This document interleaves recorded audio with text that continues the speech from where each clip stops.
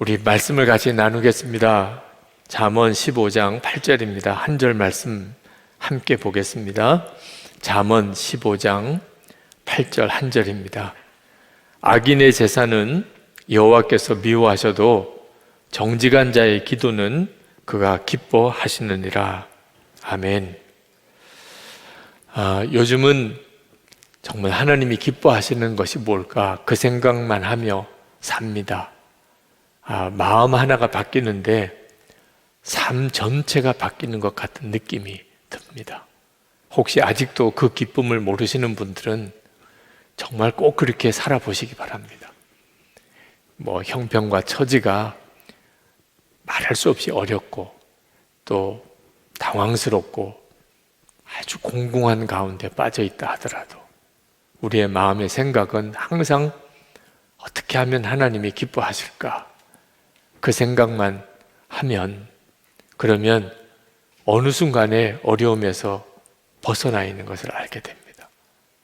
그리고 여러분의 처지가 큰 간증이 됩니다.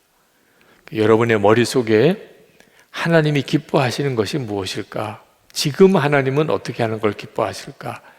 그 생각만 하고 있다면 그러면 여러분은 주님의 손에 붙들려 있는 것입니다. 여러분 안에는 성령께서 강하게 역사하고 계신 것입니다. 그러니 두려워할 일이 없는 거죠. 어떤 처지에 있어도 꼭 그렇게 살아보시기 바랍니다. 오늘은 하나님께서 우리가 기도할 때 정직한 자의 기도를 기뻐하신다. 그 말씀을 여러분들과 같이 좀 나누려고 합니다. 기도의 내용도 참 중요하지만 우리가 하나님께 드리는 기도가 어떤 내용의 기도를 드리느냐 거기에 따라서 하나님이 기뻐하시기도 하고 안타까워하기도 하죠. 그러나 오늘 드리고자 하는 말씀의 핵심은 기도하는 그 사람이 어떤 사람이냐 하는 겁니다. 정직한 자의 기도, 그 사람의 기도를 하나님이 들으시기를 기뻐하신다는 거예요. 오늘 이 말씀을 듣는 여러분 모두가 다 정말 하나님이 기뻐하시는 그런 아주 정직한 자의 기도를 드릴 수 있게 되기를 원합니다. 성경이 분명히 그런 자의 기도를 하나님이 기뻐하신다고 그랬거든요. 이 말씀을 준비하면서 여러분에게 나누고 싶은 말씀이 참 많지만 그 자체가 하나의 연속 설교거리이기도 합니다. 정직한 자의 기도. 이 정직한 자가 누구냐? 근데 오늘은 몇 사람만 여러분에게나 소개하려고 합니다. 그것이 여러분에게 눈을 열어주는 성령의 도구가 되기를 원해서 이런 사람이 정직한 자의 기도를 드리는 자구나. 그 눈이 열리게 되기를 바라서 몇 번만 여러분에게 소개를 하려고 합니다. 가장 먼저 생각난 분이 존 하이드 선교사입니다. 존 하이드 선교사는 기도의 사람이라고 별명이 붙어져 있는 사람이기도 합니다. 이 존 하이드 선교사님, 인도 선교사님입니다. 1892년도에 인도에 선교사로 가신 분입니다. 이분은 그 사역 전체가 강력한 중보 기도로 하나님 앞에 정말 쓰임을 받았던 분입니다. 그분의 일화가 존 파이퍼 목사님이 쓰신 하나님의 기쁨이라는 책 속에 카렌 E.G. 카레 대위가 그 존 하이드 선교사님을 만났을 때 이야기를 거기 인용을 해두고 있어요. 이분이 미국 장로교 선교사들을 모임에 말씀을 전하러 갔습니다. 인도가 꽤 큰 나라죠. 그 모임 장소까지 가려면 하룻밤을 꼬박 세워서 기차를 타고 가야 되어서 그 집회장에 갔을 때는 굉장히 피곤한 상태였었답니다. 근데 가서 그 모임에 있는 선교사님들을 만나서 인사를 하는데 존 하이드 선교사님이 거기에 계셨대요. 도착한 그 강사님을 잠깐 나오시라고 그렇게 권하더니 기도 자리로 데리고 가더랍니다. 몇 분의 선교사님들이 모여서 그 집회를 위해서 기도하는 중보기도 자리예요. 당신은 몸이 많이 피곤하고 밤새 왔기 때문에 잠깐이라도 좀 쉬었다가 그 다음에 말씀을 전했으면 싶은데 뭐라고 거부할 수 없는 그런 이끌림이 있더래요. 그 기도 자리에서 존 하이드 선교사님은 거의 엎드리다시피 해서 기도하고 있고 몇 분이 둘러앉아서 무릎을 꿇고 기도하는데 무릎을 꿇는 순간에 뭐라고 설명할 수 없는 주님의 임재를 확 느껴지더래요. 피곤한 것도 다 잊어버리고 좀 쉬었으면 좋겠다는 생각도 다 없어지고 그냥 계속 거기에 있고 싶더래요. 여러분도 혹시 어느 은혜 자리에 가서 또는 기도의 모임에서 그런 경험을 해본 분들도 있으실 거예요. 뭐라고 설명할 수 없이 그냥 여기서 계속 있고 싶은 거죠. 몇 번에 돌아가면서 기도들 하고 존 하이드 선교사님도 기도 인도를 하고 하셨는데 기도 내용은 하나도 기억이 안 나는데 그 간증을 하실 때 그런데 주님이 함께 계시는구나. 지금 이 자리에 계시는구나. 그 느낌만큼은 잊어지지 않는다는 거예요. 그렇게 한참을 몇 시간을 기도를 했습니다. 정말 한순간에 지나간 것처럼 3시 반쯤 되어서 4시에 집회인데 존 하이드 선교사님이 그 칼의 대위를 이렇게 세우더니 이제 차 한 잔을 마시고 집회에 들어가실 시간입니다.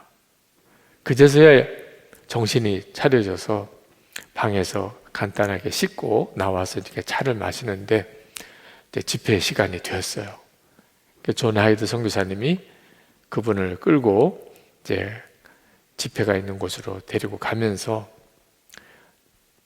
당신이 해야 할 일은 말씀을 전하는 일입니다. 내가 할 일은 기도하는 일입니다. 그래서 저는 기도 자리에서 기도를 하겠습니다. 당신은 주님이 주시는 말씀을 전하십시오. 그리고 집회가 끝나고 나면 다시 기도 자리로 오셔서 우리 하나님을 찬양하십시다. 그러면서 손을 꽉 잡는데 정말 설명하기 어려운 강력한 주님의 임재를 느꼈대요. 그리고는 제 집회장에 가서 거기에 모인 장로교 선교사님들에게 말씀을 전하는데 그렇게 말씀을 전하는 게 쉽더래요.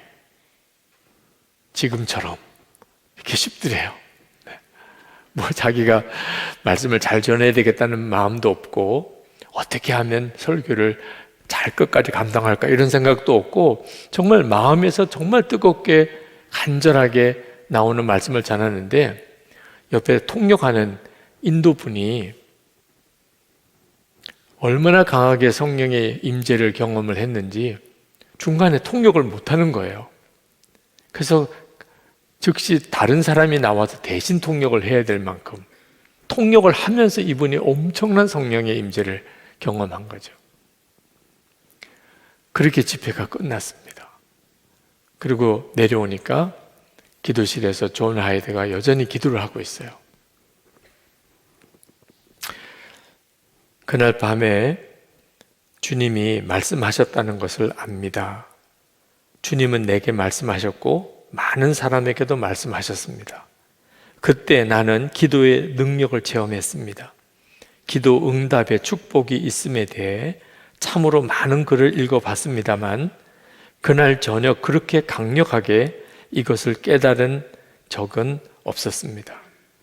하나님의 메시지를 증거할 때마다 저는 나를 위해 기도할 수 있는 중보기도의 용사들을 세우고자 이제는 노력합니다. 그 집회는 내가 말씀을 전한 집회 중에 가장 놀라운 집회였습니다. 그날 그런 복이 내게 임한 것은 현장 뒤에서 기도하는 거룩한 사람이 있었기 때문입니다. 집회를 마치고 주님께 찬양을 돌리러 그에게 돌아갔습니다. 그는 아무런 질문도 하지 않았습니다. 집회가 좋았는지 나빴는지 사람들이 은혜를 받았는지 못 받았는지 전혀 묻지 않았습니다. 나도 그에게 내가 개인적으로 어떤 은혜를 받았는지, 그의 기도가 어떻게 응답되었는지 말할 생각이 없었습니다. 그는 그 모든 것을 아는 것 같았습니다. 그리고 그는 놀랍게 주님을 찬양했습니다. 이 카레 레위라고 하는 분이 존 하이드 선교사님을 그런 집회장에서 기도 사역하시는 그 존 하이드 선교사님을 만났던 경험을 거기서 그 책에서 인용을 하고 있는 부분이에요. 이 존 하이드 선교사님 같은 분이 정직한 자의 기도입니다. 이 정직한 자의 기도의 핵심은 주님과 온전히 영적으로 연합된 자를 말합니다. 그렇게 된 사람의 기도를 하나님이 기뻐하신다는 거예요. 지금 현재 기도에 대해서 어떤 분들은 기도의 역사에 대해서 믿음이 있고, 또 어떤 분들은 기도에 대해서 별로 믿음이 없으세요. 예수를 믿는 분들도. 아마 기도에 대한 진짜 믿음을 가지고 있는 분들은 소수일 거예요. 만약에 예수 믿는 사람이 다 기도의 능력에 대한 믿음을 가지고 있다면 아마 지금 이 자리가 정말 미어 터지게 될 거죠. 왜 지금 현재 예수 믿는 사람들 중에 기도의 능력에 대한 믿음이 없을까? 정직한 자의 기도를 우리가 보기가 너무 힘들기 때문에 그렇습니다. 성경의 말씀대로 정말 정직하게 하나님께 기도하는 자를 찾아보기가 힘든 거예요. 저는 이 일이 우리 가운데 정말 회복되기를, 하나님이 그렇게 되기를 기뻐하세요. 오늘 이 자리에 계신 여러분, 그리고 우리 방송으로 이 설교를 들으시는 여러분, 주님은 오늘 여러분이 완전히 다른 기도의 사람이 되기를 원하시는 것을 정말 말씀드리고 싶어요. 말씀을 준비하는 내내 저에게 그렇게 하시고, 오늘 이 말씀을 듣는 모든 이들에게 주님이 원하시는 것은, 지금까지도 기도에 대한 말씀을 많이 들으셨을 거예요. 여러분들도 기도하는 사람이기도 하고. 그러나 오늘은 하나님이 아주 특별하게 진짜 하나님이 기도로 사는 사람, 정말 정직한 자의 기도를 드리는 자가 되기를 원하신다는 것. 존 하이드 선교사님이 어떻게 그렇게 강력하게 하나님이 역사하시는 기도의 사람이 되었나? 그분이 인도로 선교사로 가실 때, 배를 타고 영국에서 인도로 가실 때, 그때 그 배에서 그가 회심합니다. 선교사님으로 헌신한 분인데도. 그가 인도 선교사로 갈 때만 해도요, 존 하이드 선교사님은 훌륭한 분이었어요. 그는 신학교에서 학교 다닐 때 아주 탁월한 사람이었습니다. 신학교를 졸업할 때 영국에 있는 여러 교회에서 그를 모시고 가려고 했어요. 청빙하려고. 그런데 그는 그때 당시만 해도 인도는 참 영국 사람으로서는 가서 살기 어려운 곳이거든요. 그런데 하나님이 기뻐하시는 것이 선교라는 것에 대해서 알았어요. 그래서 그 인도에 있는 많은 종족들에게 예수 그리스도의 복음을 전하는 그런 아주 훌륭한 선교사가 되겠다. 이런 마음을 갖는 것 자체가 훌륭하잖아요. 영국의 모든 큰 교회들에서 청빙 오는 것도 다 거절하고 그가 인도 선교사로 헌신해서 그렇게 떠난 사람이에요. 그런데 그가 인도로 가는 배에서 회심을 합니다. 그 훌륭한 선교사님이 무슨 회심을 한 게 있어요. 그 스토리가 그렇습니다. 여러분들도 아시는 분들이 있으실 거예요. 그가 선실에 내려가 봤더니 자기 방에 참 좋아하는 목사님으로부터 편지가 와 있었어요. 아버님의 친구 목사님이십니다. 평소에도 너무너무 존경하던 분이에요. 너무 기쁜 마음으로 그분의 편지를 열어보았습니다. 그랬더니 거기에 아주 짤막하게 기록이 되어 있어요. 존, 내가 진정으로 성령 충만하기까지 너를 위하여 기도하기를 쉬지 않겠다. 그리고 아버지 친구 목사님의 이름이 사인이 있어요. 얼마나 좋은 편지예요. 그런데 존 하이드는 그 편지를 받아들고 부들부들 떨 정도로 분노했다고 그랬어요. 그래서 그 편지를 손으로 구겨가지고 선실 바닥에다 내 동댕이에 쳤습니다. 성령 충만하기까지, 참으로 성령 충만하기까지. 아니, 내가 모든 좋은 교회에서 오라는 거 다 사양하고 인도 선교사라 가고 있는 중이라고. 그리고 내 마음속에는 어떻든지 나는 훌륭한 선교사가 될 거야. 어떻든지 인도 말을 빨리 배워서 인도 사람들에게 예수님의 복음을 전하는 그런 참 좋은 선교사, 그런 선교사가 될 거야. 그런 마음으로 가득해 있다고 내가 지금. 그런데 그런 사람이 성령 충만한 사람이지. 나는 이미 성령 충만하다고.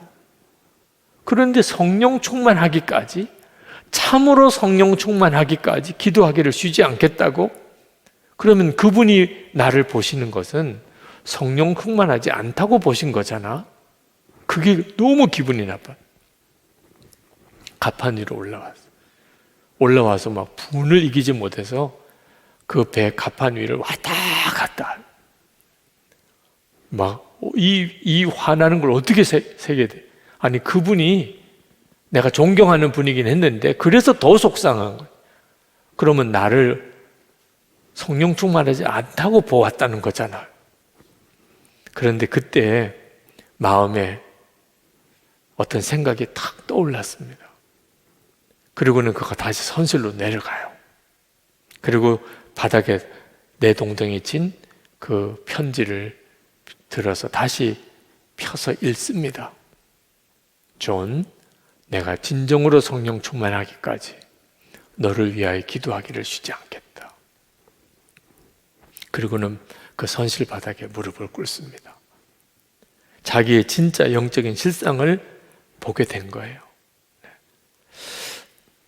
나는 선교사로 인도에 가고 있다고 생각했다.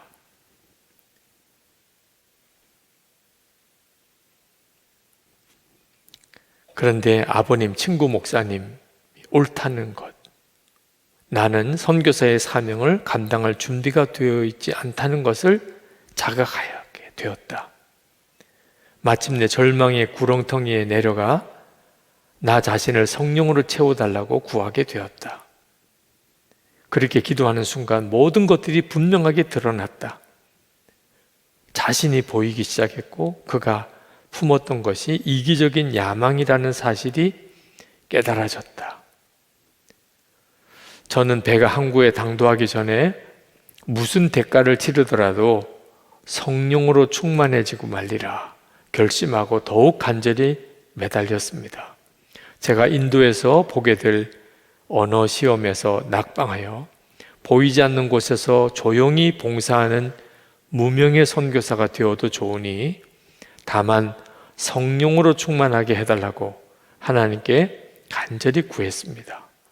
이 영적 몸부림은 항해가 끝날 무렵까지 계속되었습니다. 이 기도의 순간이 존 하이드 선교사가 거듭나는 순간이었어요.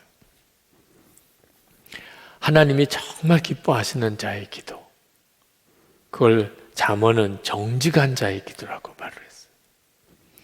다시 말하면 하나님과의 관계에서 하나님은 진짜 하나님으로 섬기는 자, 하나님조차도 내 욕심으로 나를 만족시키기 위한 존재로 생각하지 않는 사람. 안타깝게도 목회자도 성도들도 그런 사람들이 많습니다. 어느 목사님이 그런 이야기를 하시더라고요. 제가 지은 죄라고는 열심히 목회한 죄밖에 없습니다.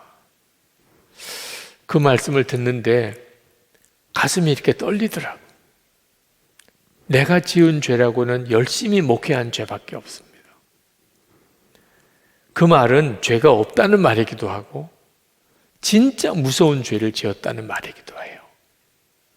그 목사님이 말씀하는 나는 열심히 목회한 죄밖에 없다. 이 열심히 목회한 죄가 목사에게는 가장 무서운 죄가 돼요. 목사는 무엇 때문에 울고 웃을까요? 교인들 때문입니다. 교인들 때문에 웃기도 하고 울기도 합니다. 감사하기도 하고 슬퍼하기도 합니다. 사실은 목사 자신의 어떤 만족을 위해서 목회를 하는 거예요. 교인 수가 많아지면 기뻐하고 교인 수가 적어지면 슬퍼하고 목사도 어쩔 수 없이 사람이니까 그렇게 되더라고요. 하나님께 기도하면서 교회가 잘 되게 해달라, 목회가 성공하게 해달라, 결국은 목사 자신의 기쁨과 만족을 구하게 되는 거죠. 그러니까 목회 열심히 한 죄밖에 없다는 표현을 하게 되는 거죠. 교묘한 참 정말 무서운 죄예요. 목적이 하나님께 있지 않고 목적이 사람에게, 자기에게 있는 거예요. 교인들도 마찬가지예요. 하나님을 믿는다, 또 하나님의 사랑하는 자녀다. 그렇지만 진짜 내 기쁨의 이유는 돈이에요. 내 진짜 기쁨의 이유는 사람이에요. 내 진짜 기쁨의 이유는 세상에서의 성공이에요. 그것 때문에 울고 웃는 거예요. 이런 사람이 정직한 자가 아닌 거예요. 하나님이 보실 때는. 우리를 정말 끝까지 참으시는 하나님이시지만 하나님은 우리의 속의 동기를 아세요. 우리가 진짜 좋아하는 게 뭔지, 우리가 진짜 바라는 게 뭔지. 주님이신가? 아니면 자기 자신의 만족인가? 내가 원하는 것, 내가 계획하는 것. 존 하이드 선교사님은 인도 선교사를 가는 배에서 그게 꺾어진 사람이에요. 선교사로 가는 것조차도 자기 만족일 수 있어요. 훌륭한 선교사가 돼야 되겠다. 존경받는 선교사가 되겠다. 내가 인도에서 제일 거룩한 선교사가 돼야지. 이것조차도 교묘하게 자기 만족일 수 있는 거예요. 그게 존 하이드 선교사에 꺾어지고, 그리고는 진정으로 성령으로 충만하기를 갈망하게 되면서부터 그는 하나님이 놀랍게 쓰시는 기도의 사람이 됩니다. 그리고 아까 말씀드린 것처럼 정말 놀라운 하나님의 역사들을 존 하이드 선교사님의 기도 사역을 통해서 이루어 가세요. 요한복음 15장 4절 5절에 예수님께서 내 안에 거하라, 나도 너희 안에 거하리라. 가지가 포도나무에 붙어 있지 아니하면 스스로 열매를 맺을 수 없음 같이 너희도 내 안에 있지 아니하면 그러하리라.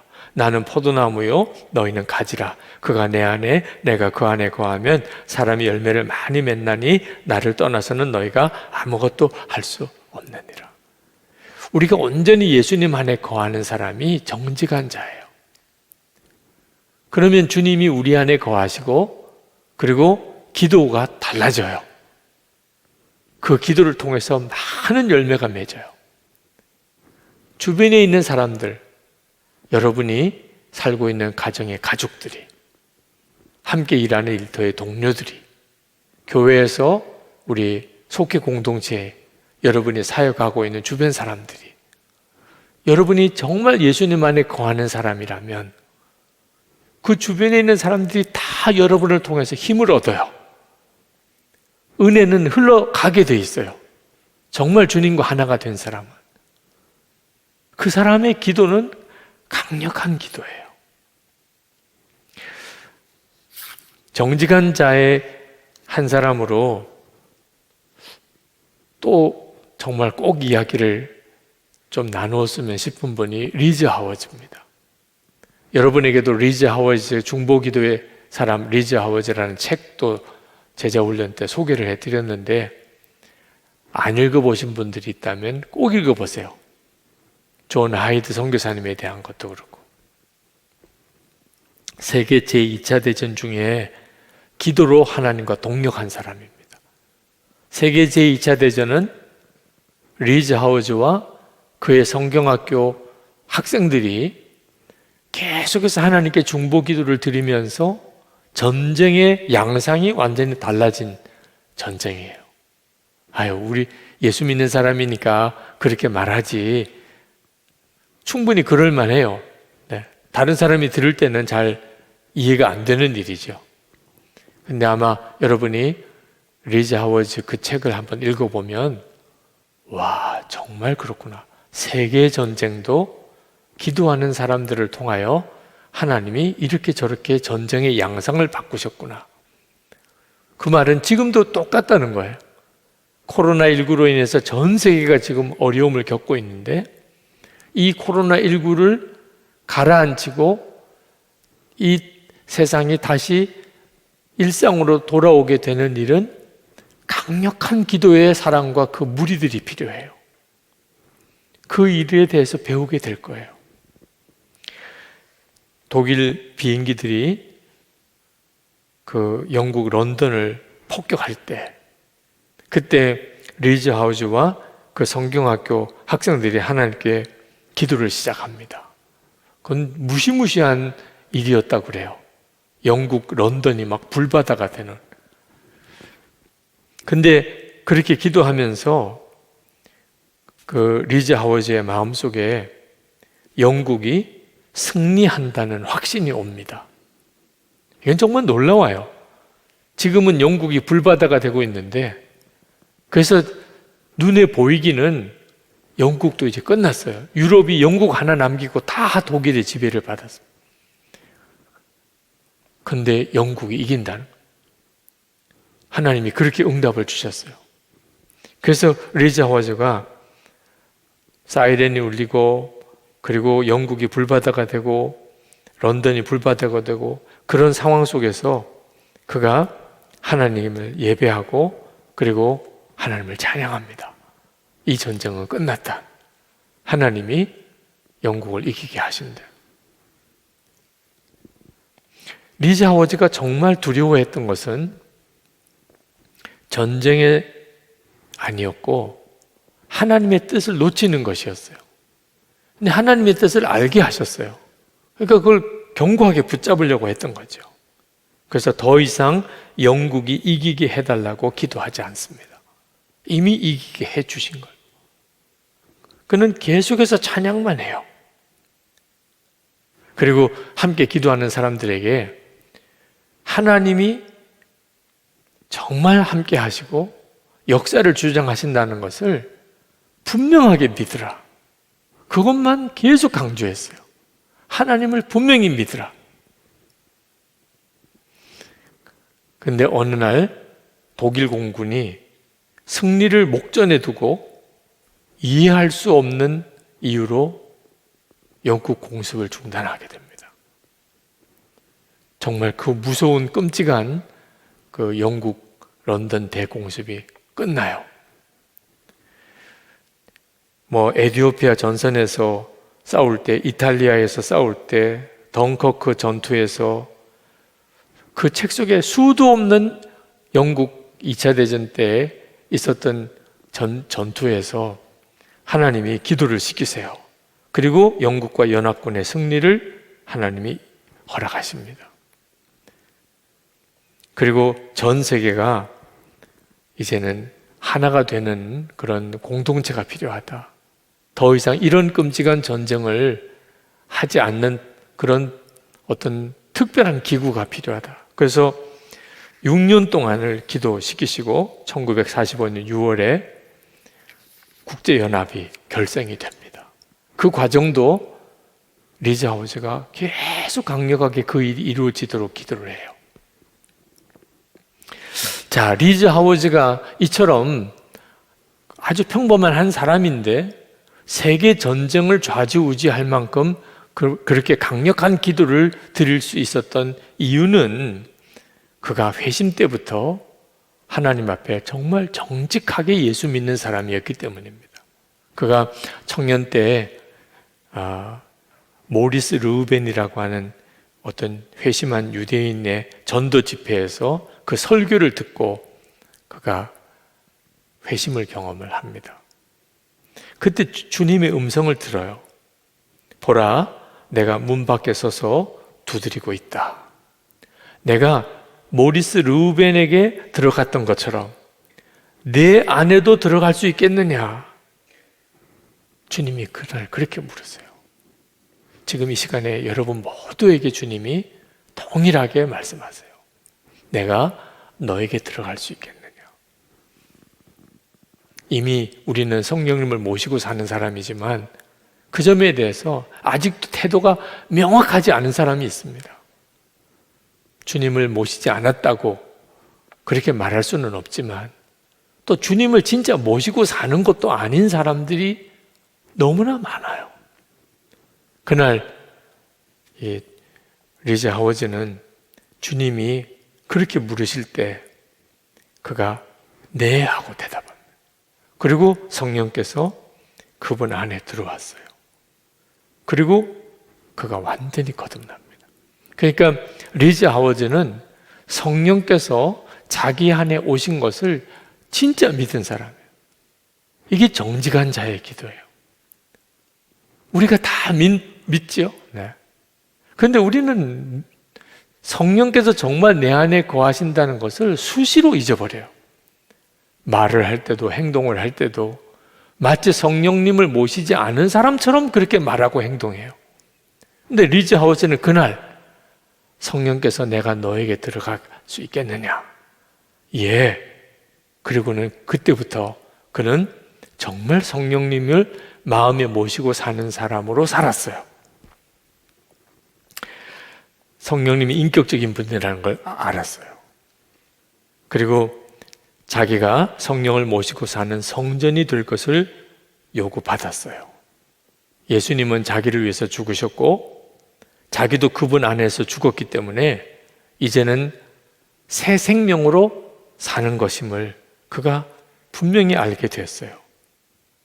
성령이 오셨다는 말은 성령이 자기를 완전히 소유하신 것. 나는 오직 성령만이 내 안에서 예수님의 삶과 같은 삶을 사실 수 있다는 것을 알고 있었다. 문제는 그 말씀을 따를 때 생기는 손실을 어떻게 할 것이냐 하는 것이다. 돈에 대한 사랑, 가정을 이루는 일, 야망, 명성에 관한 문제들이었다. 성령께서는 나의 모든 의지를 포기할 것에 대해서 요구하셨고 닷새간의 고민 끝에 나는 성령의 뜻에 동의했고 성령께 모든 통제권이 이양되었다. 이제 나의 시대는 끝났다. 성령께서 완전히 나의 통제권을 장악하신 것이다. 제가 오늘 여러분에게 이 말씀을 드리는 것은 정직한 자의 기도는 우리가 이미 다 누리고 있는 은혜에 대하여 진짜 정직한 거예요. 예수님 내 안에 계시고 예수님이 내 생명이시고 나는 하나님의 성전이고 성령님은 나를 다스리시는 분이에요. 그 점에 대해서 정직한 사람이 정직한 자예요. 그때부터 리즈 하워즈에게는 성령의 역사하심이 그의 삶 속에 놀랍게 나타나게 됩니다. 그게 기도였어요. 한 가지 일화만 말씀을 드리고 그리고 우리가 붙잡고 오늘 기도했으면 좋겠어요. 한 번은 리즈 하워즈를 하나님이 아프리카 선교를 가라고 명령하십니다. 그래서 그가 아프리카 선교사를 다녀오게 되는데 문제는 아프리카로 갈 수 있는 아무런 여비가 없었다는 거예요. 그러니까 하나님이 가라는 거예요.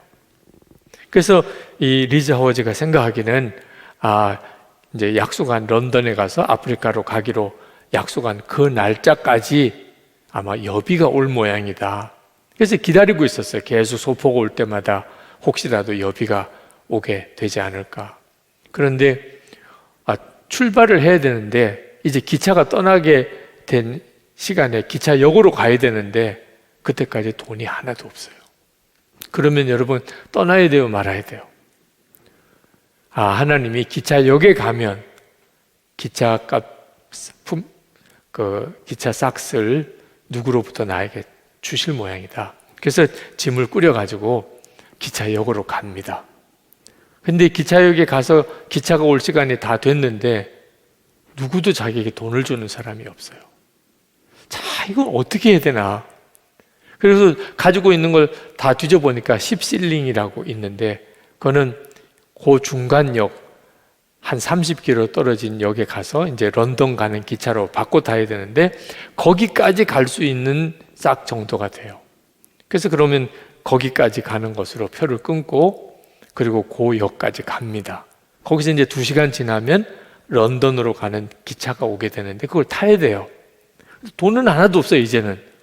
그러니까 2시간 동안 거기 대합실에서 기다리는 거예요. 이거 진짜 어떻게 해야 되나?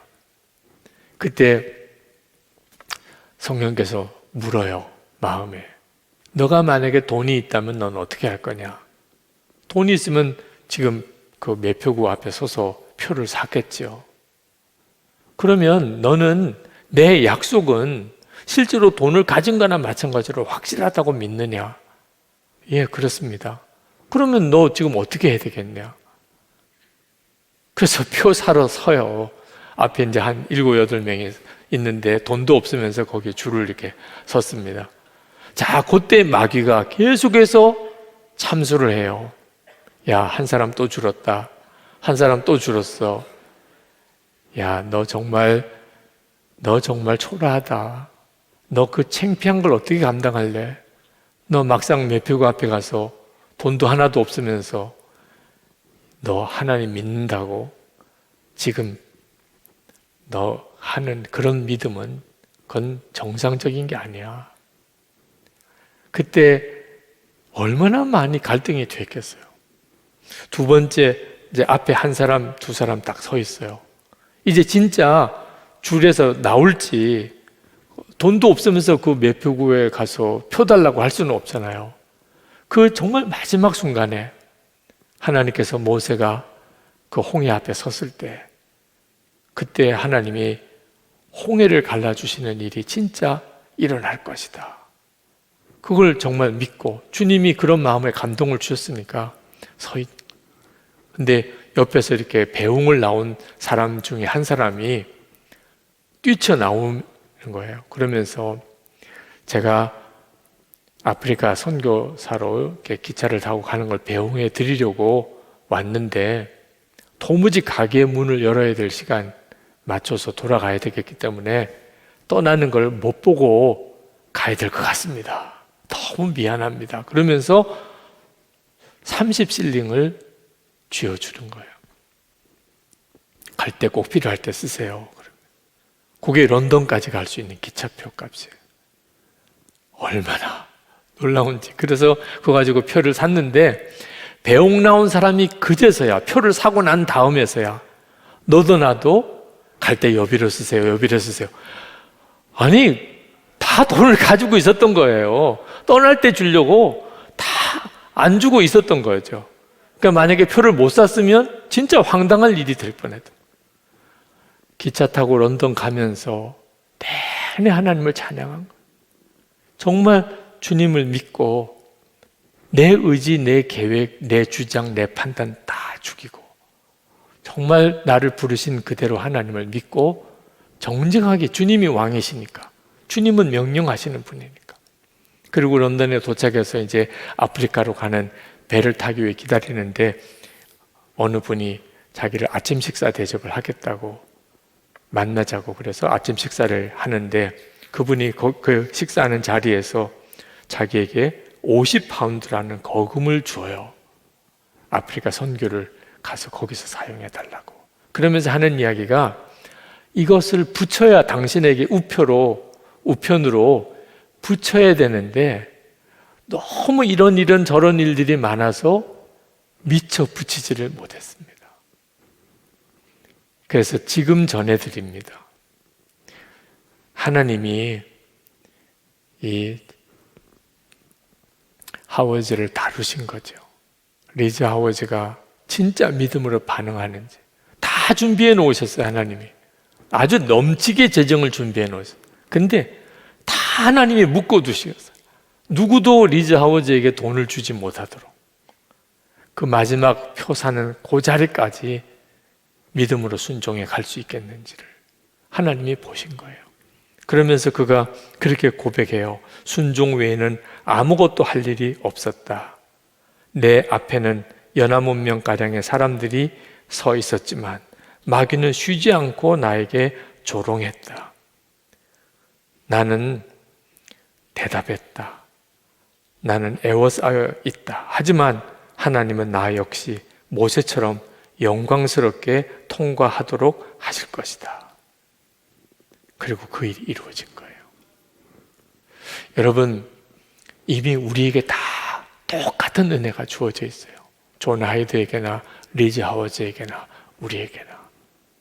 문제는 얼마나 그 믿음에 대해서 정직하냐 하는 겁니다. 정직한 자의 기도는 기도 자체가 목적이 아니에요.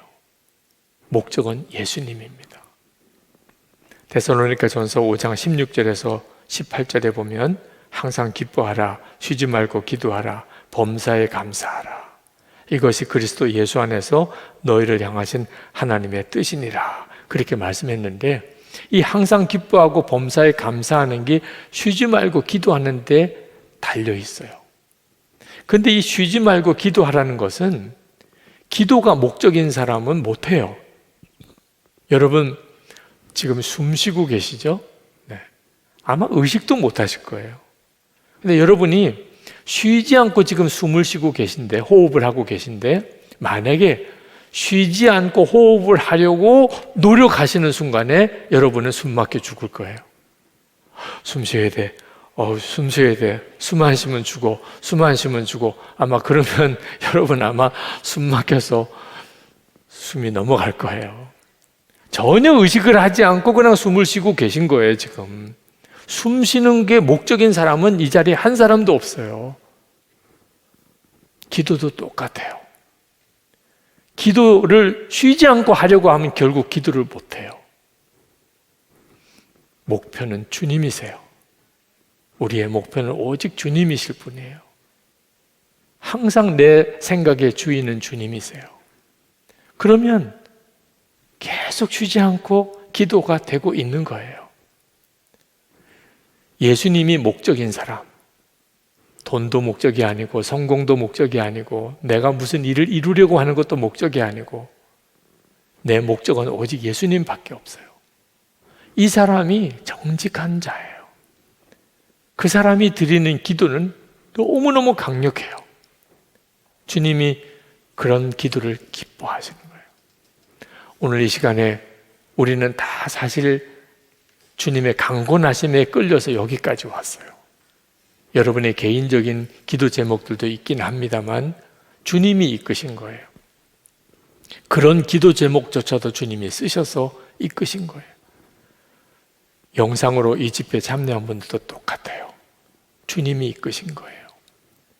여러분이 주님께 모든 목적을 두세요. 예수님이 여러분과 함께 계신 것을 정직하게 믿으세요. 예수님을 모시고 사는 사람답게 정직하게 사세요. 여러분이 하실 일은 그거밖에 없어요.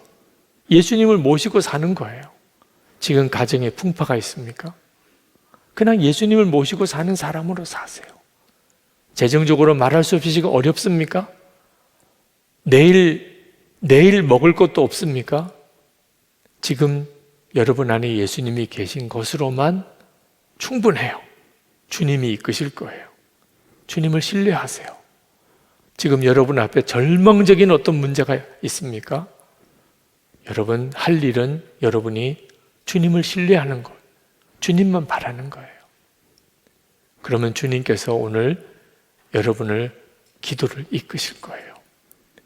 믿음의 기도를 일으키시고 어려움 중에서 찬송과 감사를 주시고 그리고 상상도 못했던 기도를 하게 하실 거예요. 주님이 하실 놀라운 일들을. 주님은 정직한 자의 기도를 기뻐하세요. 주님이 기뻐하시면 그것으로 끝이죠. 그죠? 여러분이 정말 예수님을 모시고 사는 사람으로 그렇게 살면서 기도하면 그것으로 기뻐하세요. 그 다음에는 주님이 하세요.